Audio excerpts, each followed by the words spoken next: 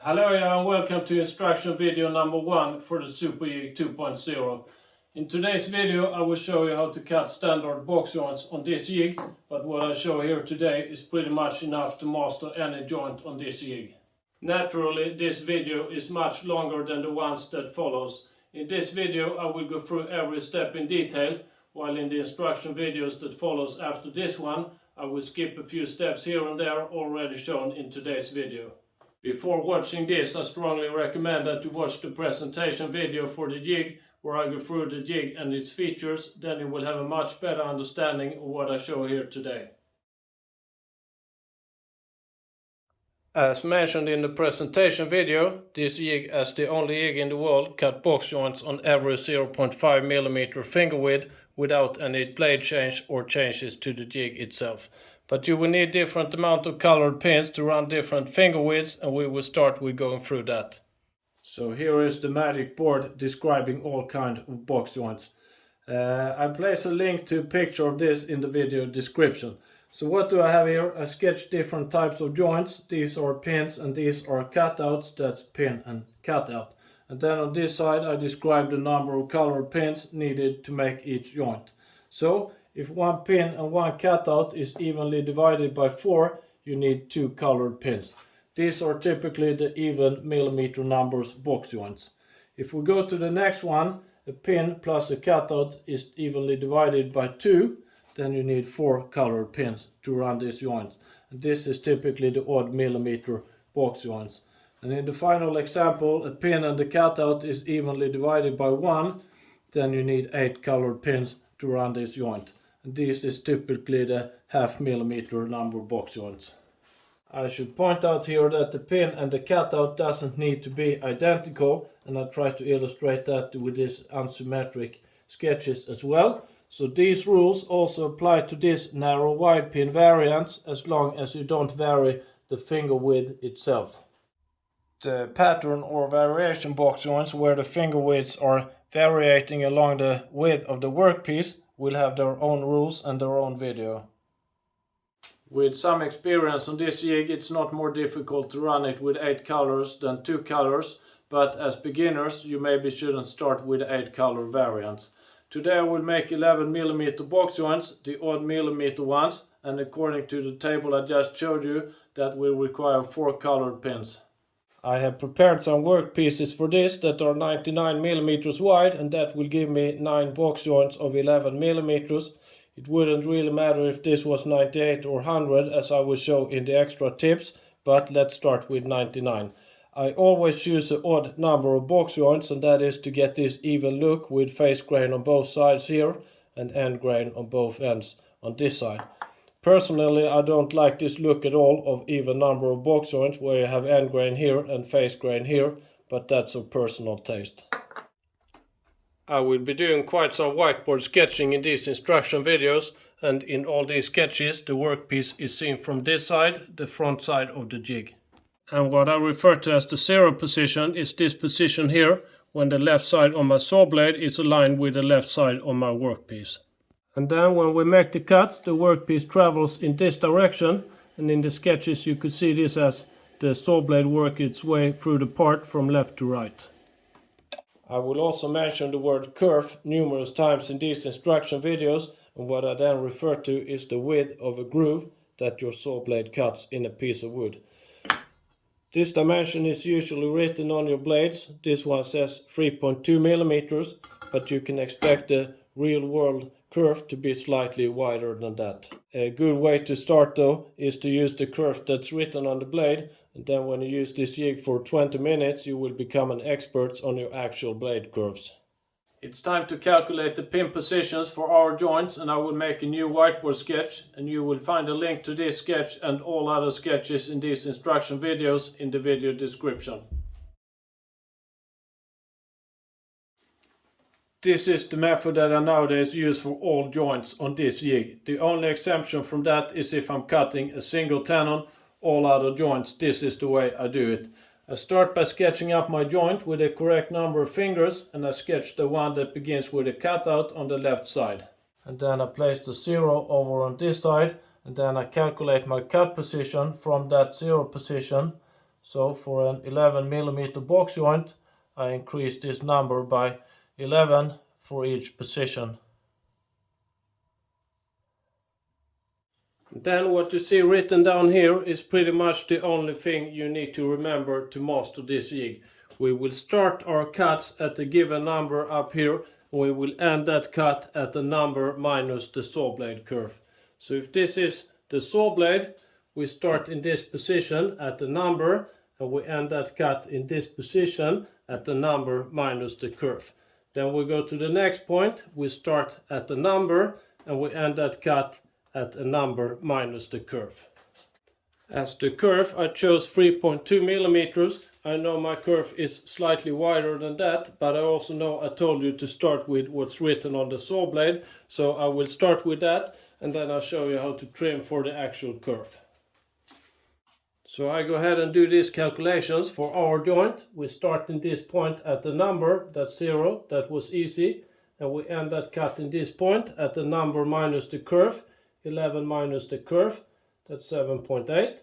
Then we start the next cut at a number, that's 22, and we end that at the number minus the kerf, that's 29.8. I go ahead and complete this without too much talking. I think you got the system now, so I just complete the rest of the numbers.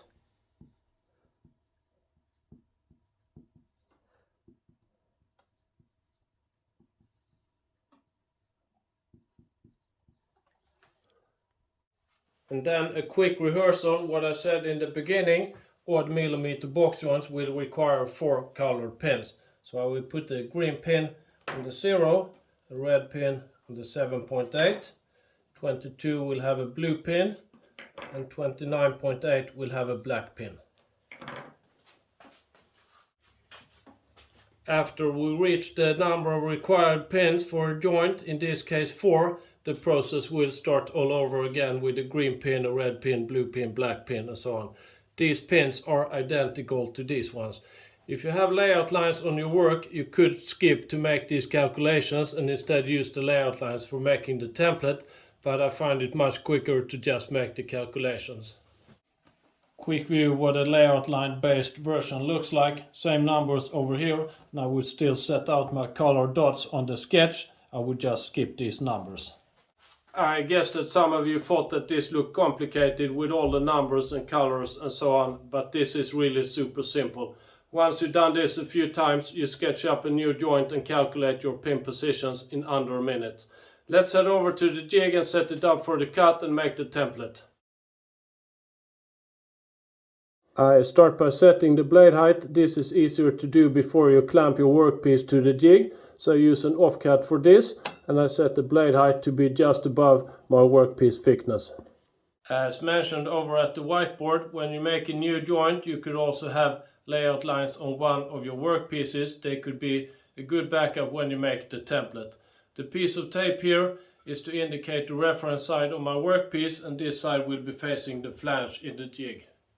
I then put the piece of MDF behind my workpiece, and that is to avoid tear out, and then yellow tape against the flange, and then I clamp my workpiece in this position and I push it towards the flange when I clamp it. I then move the carriage to line the workpiece with the left side on my saw blade. It doesn't matter if you miss the 0 position by a little bit, just do your best. You can also feel with your finger if the workpiece and the saw blade are aligned. In this position I put the green pin in the hole that is closest to match the reference line on my jig, and it doesn't matter if you are in the middle between two holes when you do this. That will only affect the 0 position by maximum 0.025 millimeters, and that's nothing. I then loosen the scale ring and rotate it so the 0 on the scale ring matches the green pin position. I also move this slidable scale so the 0 position on the scale matches the right side of the pointer, and this completes the process that I refer to as zeroing the system. It's time to set the remaining colored pins and make the template, and I begin this by mounting a blank template. In the 0 position I make my first line on the template, the green line. The red pin should be at 7.8 millimeters, and I will use the numbers on the scale ring together with the fact that it's 4 millimeters per lap on the control wheel. So here I'm at 4 millimeters, and then to reach 7.8, that's another 3.8. So in the 3.8 hole I place the red pin. And in this position I make a red line on my template. The next pin, the blue pin, should be at 22 millimeters. I'm at 7.8, and that makes it 8, and that makes it 12, 16, 20, and then another 2 to reach 22.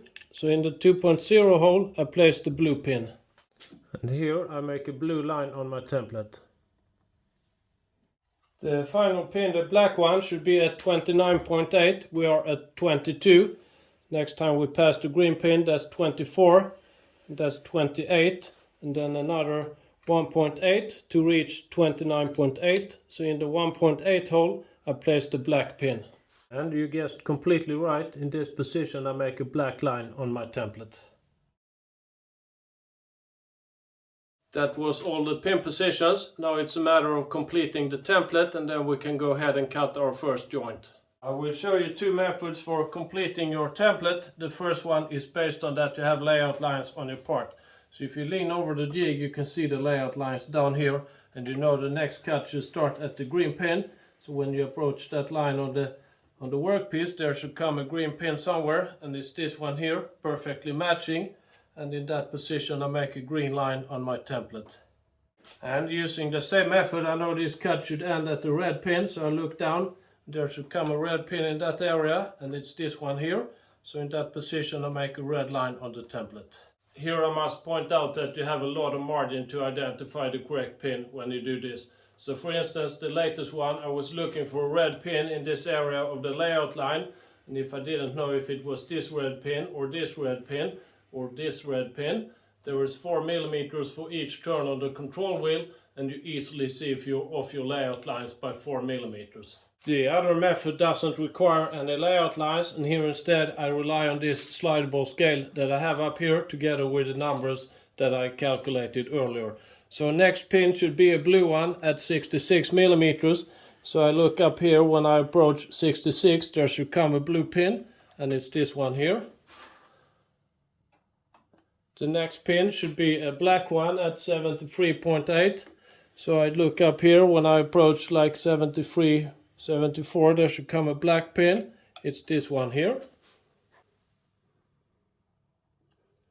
You have exactly the same margin for this second method as for the first method, 4 millimeters. And this is the reason that I replaced the DRO with this slidable scale. The accuracy of that is plenty enough for making the templates.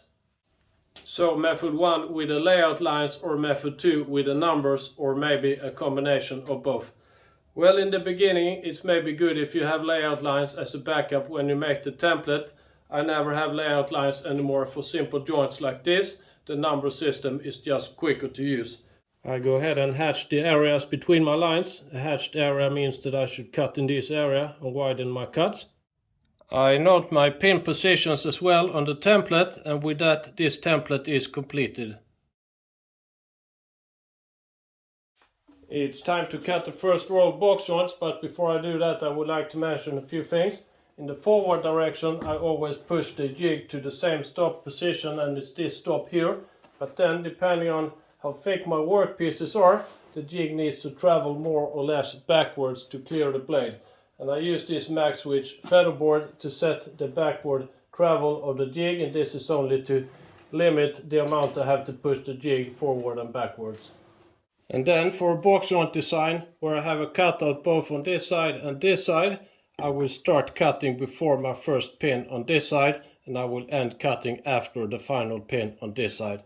And that is to avoid this kind of situation, and this is the reason that I told you that it didn't matter if you missed a zero by a little bit. If you did, these thin portions would be cut off anyway. Final thing worth mentioning is that I always work on a forward motion on the control wheel when I make my cuts. And if I should miss a reference pin by a little bit, in this case the red pin, I take a bigger retake, and then I come back in a forward motion to hit the reference line.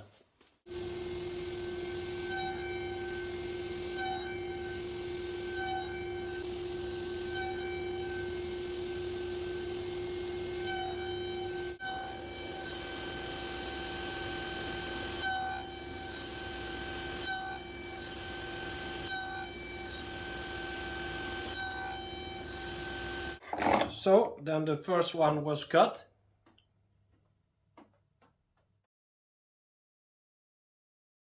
With the first row of box joints cut, it's now time to cut the mating piece.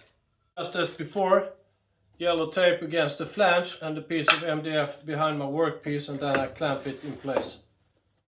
For cutting the mating piece, I want to move the 0 position from this one here to this one here, and that operation I do on the control wheel. So I want to move the 0 position 1 finger thickness, that's 11 millimeters, and we use the control wheel and the numbers for this. So after one turn I moved the 0 4 millimeters, and now I moved it 8 millimeters, and then another 3 millimeters, there I moved it 11 millimeters. So in the 3.0 hole I place the green pin and I rotate the scale ring to match that 0 position. And then I just checked the template where I had the remaining pins. The red one was in the 3.8 hole, the blue one in the 2.0, and the black one in the 1.8. To complete the operation of moving the 0 in the system, I loosen my template and slide it so that the first green line matches the arrow position.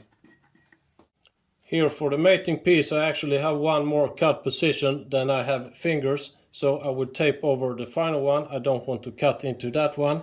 And that is for the same reason as I mentioned these small portions for the first piece I cut. If I wouldn't tape this final one, I might end up in a situation like this, where I cut a little bit into a next finger that doesn't exist.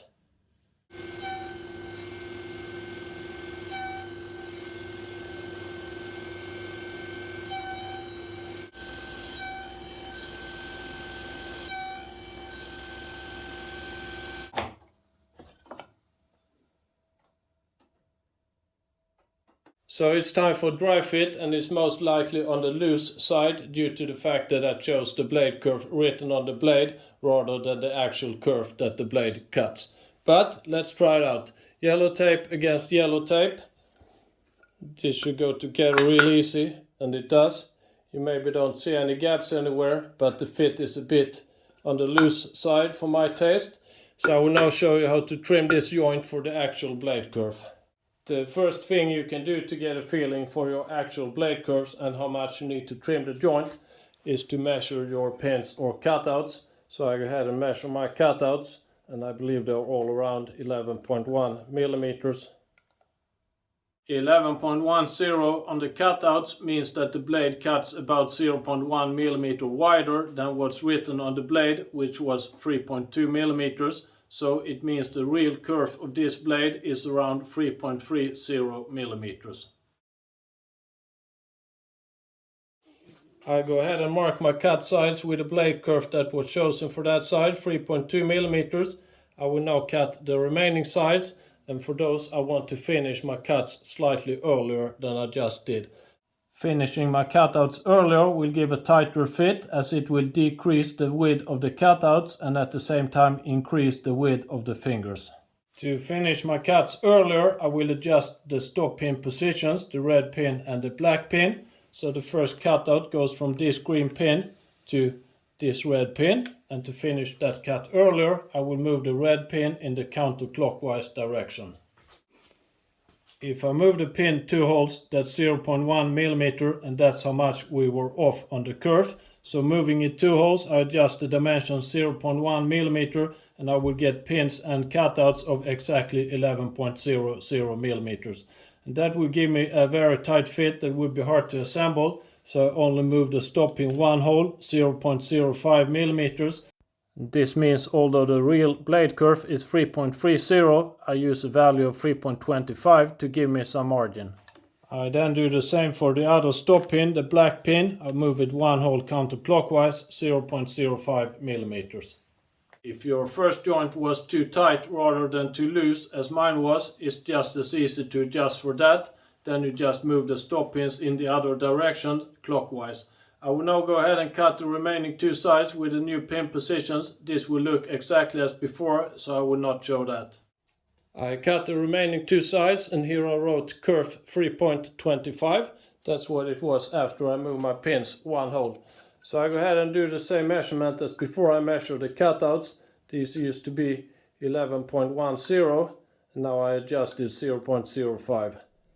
Then it's time for a new dry fit, and this time I try the 3.25 sides against each other. Yellow tape, yellow tape. It's more snug than before, but it goes together without any clamps and it holds together quite well on its own. This is, in my opinion, a very well seated box joint without any gaps anywhere. And 3.25 is actually the kerf dimension I use for this blade when I cut my box joint. The final thing I do is that I change the pin positions also on the template so they reflect the real kerf that was used. I also note the blade type that was used and the kerf that I used for that blade.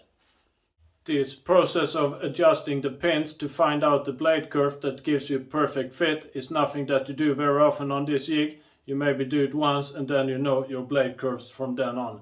But I wanted to show you the process how to adjust the fit of a joint in small steps. I can say you don't need a digital caliper to do this. You can adjust the pins one hole at a time until you get a perfect match, and then you know your blade kerfs. One thing I would like to comment about these yellow tapes, I've been talking about this entire video. When you assemble the parts, as long as you keep the yellow tapes on one side, the outsides will be very well aligned without any steps at all, even if you missed the zero by a little bit. So for our 11mm box joints, let's say that we missed the 0 by a little bit and this is 10.7 and that one is 11.3. That doesn't matter at all as long as you keep the yellow tape on one side. But if you flip one of the parts when you assemble them, yellow tape here, in that case you easily get a small step between the parts. So try to stick with the yellow tape to one side when you assemble the parts. That ends the standard presentation. I will now show a few hints and tips that could be good to have in the toolbox. The first tip is related to what I mentioned earlier in this presentation. So our workpiece was 99mm and that exactly gave us 9 box joints of 11mm. But what if your workpiece is slightly more narrow or wider than that? So the one I have here on the bottom is instead 101mm and I will show you how to minimize the impact of this. So I laid out 11mm box joints just as before. The difference now is that I have a small portion both on this side and this side. So the idea here is that we split the error between the left and right side. So the outer pins will be slightly wider than these ones, but that will be a small amount and no one will ever notice. The option here would be to put the entire arrow on one side and that would be much more visible. The trick here is to move the 0 in the system. So when we cut our box joints we had a 0 here on the left hand side. Now instead we move the 0 to the new layout line. Either you do this by eyeballing or you use the control wheel. And then we do exactly as we did for our joint. You start cutting well before this green line and you end cutting well after this red line. Then when you cut the mating piece, you do nothing special, you do it exactly as we did when we cut our joint. If we then take the opposite situation that our workpiece is slightly more narrow than the 99mm, then instead you go with narrow pins on the outsides and split the error, and this time you move the 0 to the left side of the part. Since this system is unique in the way that you can choose finger thickness of every 0.5mm, you won't end up in this situation very often, but when you do, these tricks are good to have. The next tip is related to the fit of a joint and how you with this system easily can choose a fit depending on the situation. So as shown in this video, a kerf of 3.25 gives me perfectly matching box joint. But for wider box joints with many fingers, I might want a little more margin for assembly and glue up. With other systems, tweaking the fit of a joint like this might take a while and involve quite some test cuts. But with this system, it's so easy to choose the fit of a joint in steps of 0.05mm. So in this case, for a wide box joint with many fingers, I might very well go with a slightly looser setting and choose the kerf of 3.20 instead of 3.25. The final tip I would like to show is that these support pieces you use behind your workpiece to avoid tear out are the best clamping calls you can have in case you need a lot of force to bring the joint together. In that case, I make this slightly shorter than my workpiece and then I modify them slightly on the bandsaw as I will show now.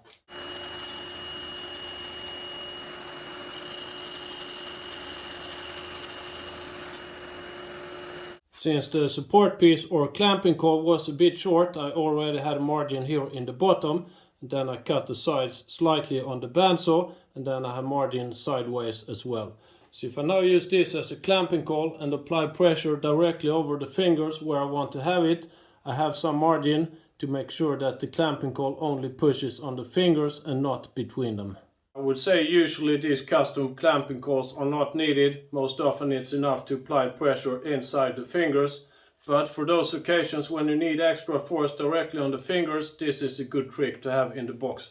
And that finishes this instruction video number 1. I hope you enjoyed watching this and that you continue with number 2. Thanks for watching.